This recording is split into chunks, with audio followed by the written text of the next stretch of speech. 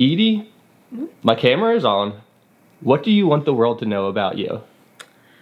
That I'm an advocate, that I am a strong person, and I am very kind.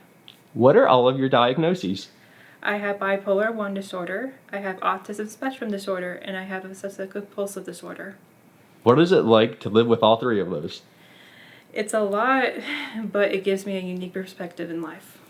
Tell me about bipolar disorder. Oh, before I was diagnosed, I had a really hard time. I would have these intense mood swings. I would do really impulsive things, and then I would crash. And it would be a constant chaos in my head. However, when I got diagnosed, I felt like a sense of relief. Like, oh, okay. Like, it's going to be okay. Even though it's not the diagnoses we wanted, I just know it's going to be okay. I want people to understand what bipolar symptoms might look like if they're undiagnosed and untreated. What did you do when you were untreated? What type of impulsive behavior? Oh, I would spend a lot of money. My record amount of books I bought in 1 month is 54 when I was manic. I rode my bike 3 towns away because I was convinced there was an angel there waiting for me. I would get very irritable and yell at people who I love, and just overall make really bad decisions. Going a few towns over to meet an angel, would that be described as psychosis? Yes, it was psychosis. Now, people hear psychosis and I think they only relate that to schizophrenia, but can you tell me about how psychosis can manifest with bipolar disorder? Well, when you have bipolar disorder, you're not sleeping. And when you're not sleeping, your brain can't get the rest it needs, and it triggers other symptoms, and mine happened to be psychosis. It's very, very good that I did not hurt myself during psychosis, because anything could happen. Like, I could tell myself, oh, but you need to do this to save the world, or you need to do that to protect your family. And so it can get out of hand really quickly. So when you get proper sleep, you don't experience psychosis? It's a lot more manageable, yes. And it feels a lot more relieving. It doesn't go away at all at once, but it does get slowly better. What is it like when you're in psychosis? That can get pretty scary. I start believing in things that are not really there, not based in reality. And keep in mind that I am not a spiritual or religious person, so that starts those thoughts and those beliefs start to happen again. And I can make really bad decisions because I believe that something's like telling me to do something, but it's not happening. When were you diagnosed with autism? I was 22, and it was 2 days before my 23rd birthday. What did you think when you were diagnosed with autism? I felt like my life made sense. Why? Because it made sense why I wasn't socializing as well with my peers. It made sense that why I couldn't read social situations really well, and it got me in trouble so many times growing up. And it made sense why I would stim and why I would have these meltdowns that would last for hours. What does a meltdown look like for you?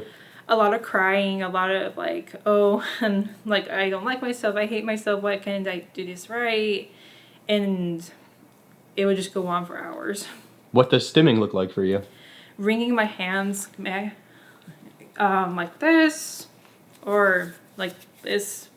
And I know when I was back in high school, I would twist my fingers to the point where I would pop them sometimes. Before you stimmed and flapped your hands, you asked, "May I?" Do you often feel like you can't be your true autistic self in social situations? Yes, because many people would get weirded out if they saw me do some of these things. What else are you masking right now? I'm trying really hard to keep eye contact, and I have a stim toy to keep myself from wringing my hands. Is eye contact painful for you? Yes, it is. What does it feel like? It feels like there's pressure in my eyes. What were you diagnosed with first? I was diagnosed with OCD first. What's caused you to seek that diagnosis? It got really debilitating, and it was my first time away from home, so I couldn't really rely on any of my family's support to get me through it. And so I just went to the counseling office one day and was very honest, and I got the diagnoses. What's it like having OCD? Oh, this one I wouldn't wish on anybody. OCD made me feel ashamed of myself for years because of the intrusive thoughts and how intense they were. And since I have autism, along with that, whenever I would feel like I did something wrong, I would have meltdowns because there would be the intrusive thoughts would keep going in my head round and round and round, exhausting myself and everybody around me. What are your intrusive thoughts? Do they stay consistent or do they change? They stay consistent. That's the one thing I've noticed over the years is that they never really changed. Are you comfortable sharing some of your intrusive thoughts? I'd rather not. It's scary. That's perfectly fine. How would you characterize them though? That it paints me into it's like a picture of me that's not real. It makes me think that, oh, I'm this ugly, nasty person, and oh, nobody will love you because you think like this, and what kind of creep are you? And when you research OCD and see what some of the obsessions can be, a person can have thoughts of pretty much the worst things that you could think of another human doing. And although you would never do those things, and you think that they're horrible things, just because that thought's in your mind, you can start to question if you are that thing. Yeah, that's exactly what happened with me, and that's probably why I had so much self-hatred over the years, is because I had these thoughts and I could not get rid of them, and it would be super uncomfortable, and it's stigmatized. So I didn't feel comfortable talking about it with my first therapist because she would look at me like, "Why are you thinking like that?" And so I didn't really get the help I needed for a couple years because of that. You told your therapist the obsession you were having and they weren't receptive? Yeah. What did they say? She's like, well, why do you think like that? Yeah. What was that like? Disappointing, but I was not surprised. When you do have those horrible obsessions, is it even appropriate for me to call them horrible obsessions? You can, I think they're horrible. But logically, you would never do them, right? Yeah, logically, I'm and even I would tell myself that, I'm like, Edie, you would never do something like that. You would never be mean like that. Why are you so worried about it? And I'm like, well, because I'm not supposed to think like that. Maybe that's the difference between a person with OCD and a person without OCD. If I have one of those thoughts, I'm just like, oh, well, that's silly. I would never do that. That's exactly. And I just forget and go about my day. But you're unable to kind of just forget it? Yeah, I can't forget it. I dwell, I guess you can say I dwell on it, and I can't let it go. Why is this here? It's the inability to get past an intrusive thought. Mm-hmm. I just have really bad intrusive thoughts, and they can get very debilitating. And I remember crying in school and public places because it just got too overwhelming. And sometimes when I felt I had an icky thought, I would go wash my hands repeatedly to the point where they would get really dry, and I just didn't know what to do. Why do the obsession and compulsion tend to go together? I'm not really sure. I think it's because when you have thoughts like that, you would do anything for a moment's relief. And if you do a compulsion, maybe he'll leave you, it'll distract your mind just for a second. Why is just letting the obsession sit better than acting out a compulsion? Because you have to when one of my counselors says that you have to let it go, let it be, and learn to cope with it on your own. And if you don't, it's just going to continue and continue and continue. I'm asking you all these questions about your different mental health disorders. Do you wish that your community, friends and family, would ask you questions like these to learn to better support you? Yes, I would. It's just so stigmatized, and it doesn't need to be. We're all human beings, and we all have our different struggles. Let's just talk about it.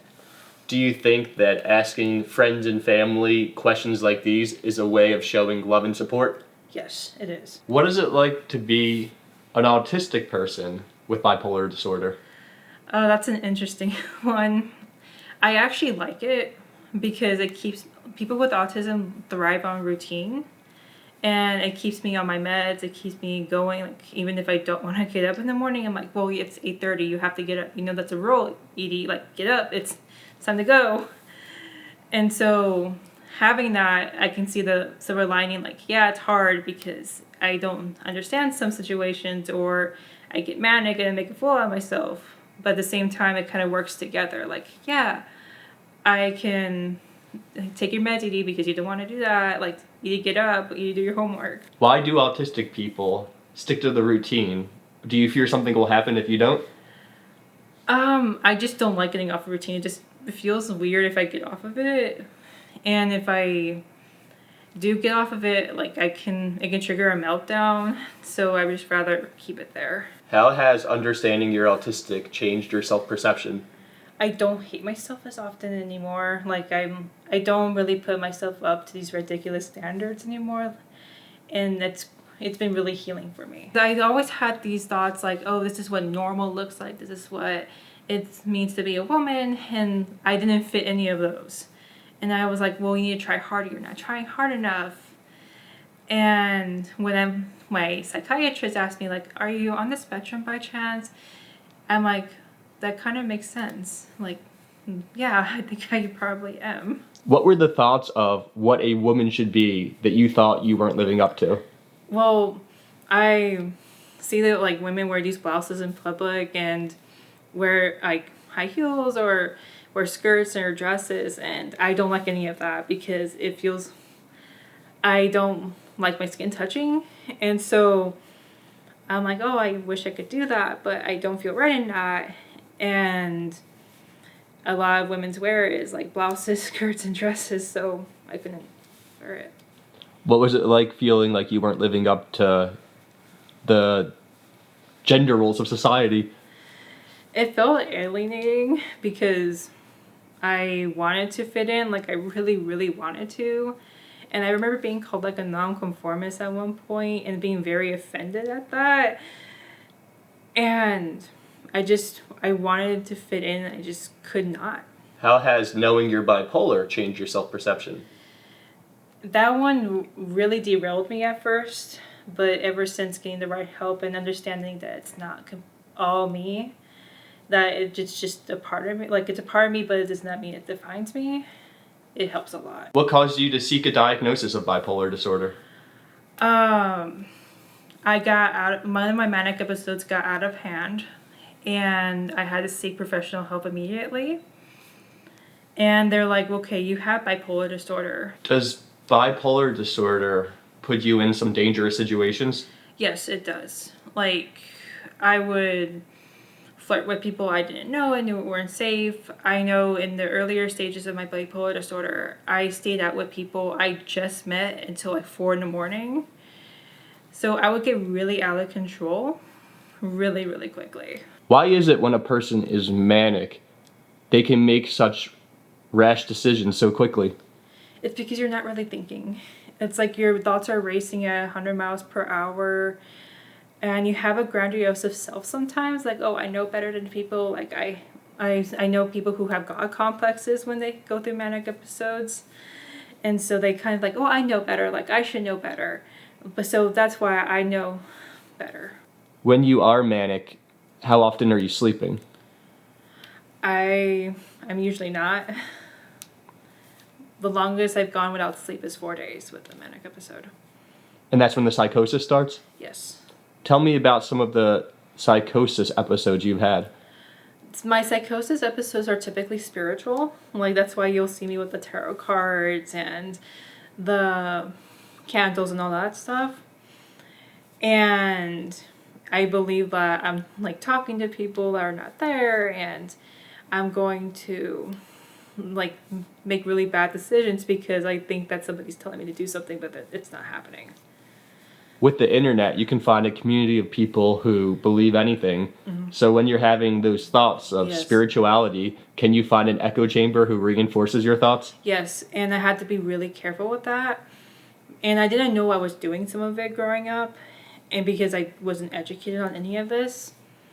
But looking back, I was, like, feeding into it, and it was not a good situation. If somebody sees their friend struggling with bipolar disorder, and they're in a mania episode, What can that friend do to be supportive? Um, just be there for them. Just say like, "Hey, I'm here for you." Like, I don't like try to put limits. Like for me, that will work. I'm not sure it will work for other people, but for me, like, if you sense them in a manic episode, just say like, "Hey, like, what can we do that's relaxing? Let's go watch a movie. Let's go read a book, or let's get ice cream." What is it like to sometimes be manic where you do have those irrational thoughts, but also have a rational mind when you are not manic and be able to reflect on, whoa, like, what was I thinking? It can get really embarrassing, and then there's a lot of shame afterwards. Like, I am really ashamed that I thought some of these things, that I allowed myself to act like that, even though at the same time I have to be kinder to myself about it because I wasn't thinking, and it just happened. I know there's different types of bipolar disorder and the way you experience the mania and depression and how it cycles. Yes. What type do you have? I have type 1. What does that mean? It means that I have experienced one full-blown manic episode.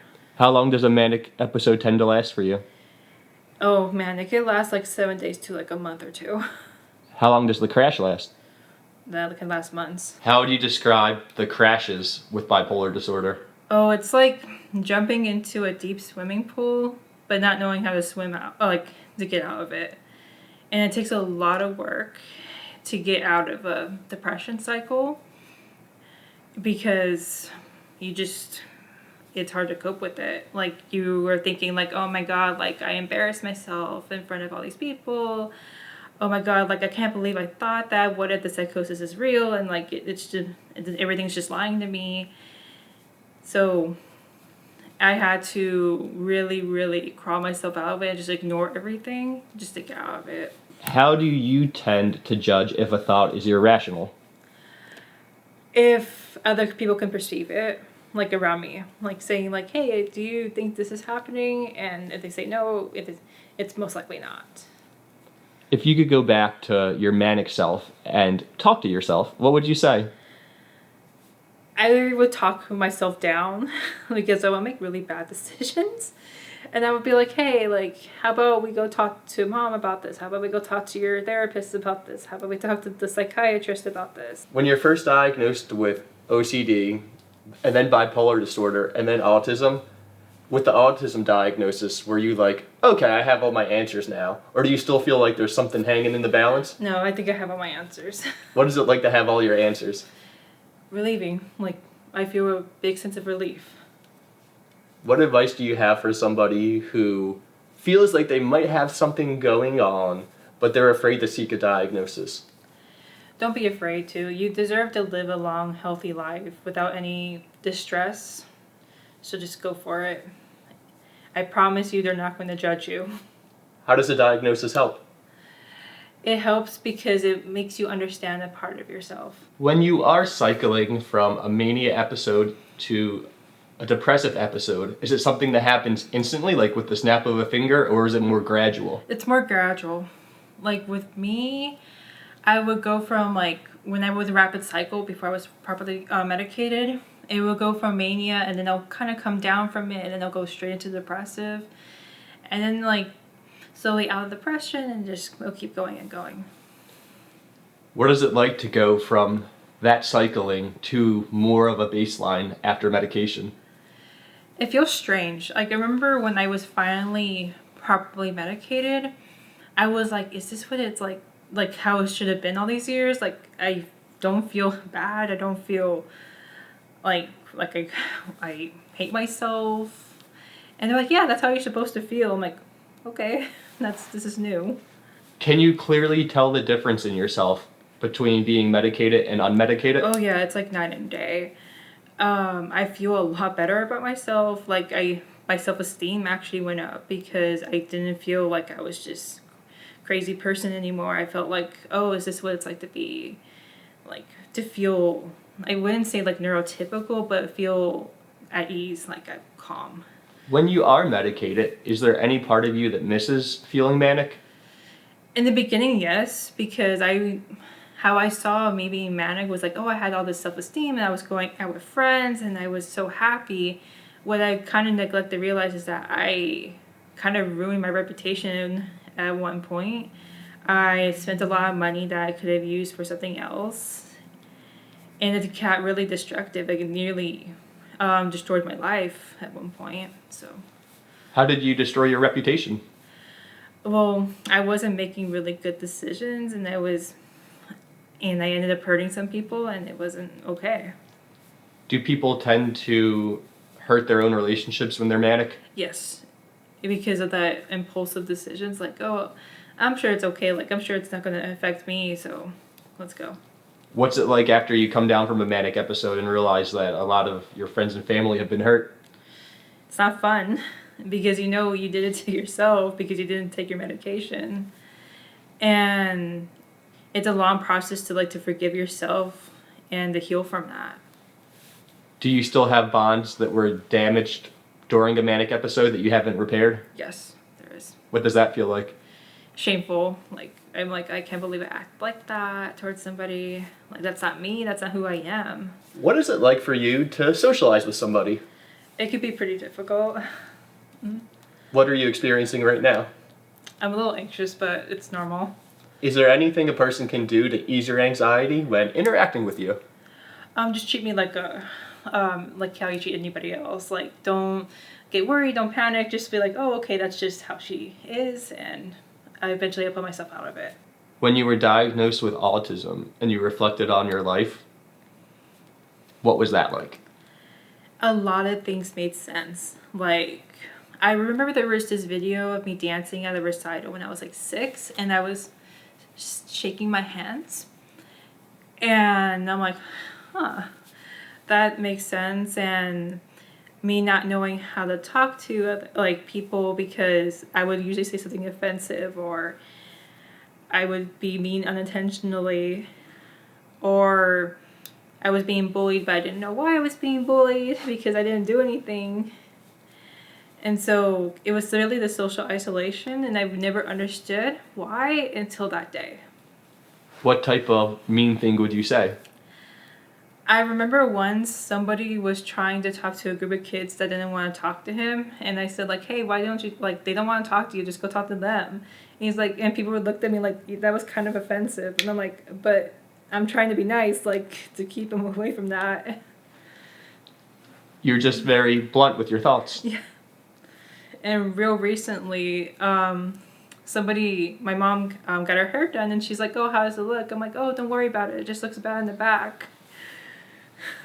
After you say something like that, do you know instantly it's offensive, or do you base it being offensive on the person's reaction? I see the person's reaction. I'm like, okay, maybe that wasn't kind, but I honestly thought it was nice because I honestly thought about it for a moment. I'm like, okay, how can we say this in a nice way? And I just said it like that. What advice do you have for a person who was just diagnosed with bipolar disorder? You're not alone, and you're going to make it through. Even though it seems like it's your darkest moment right now, you're going to make it through. What advice do you have for somebody who was just diagnosed with OCD? Just continue to work at it.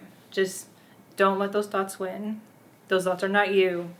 They're just intrusive thoughts, and you can let them go. It's okay. What is the main thing you hope people understand when they hear your story? That I'm not a lot of people, when they think about bipolar or any of these diagnoses, they think I'm crazy, or they think I'm a child, or they think that I'm just a mean person. I'm really not. A lot of people with these disorders are just people that just want to be treated with kindness. So that's all I really have to say about that.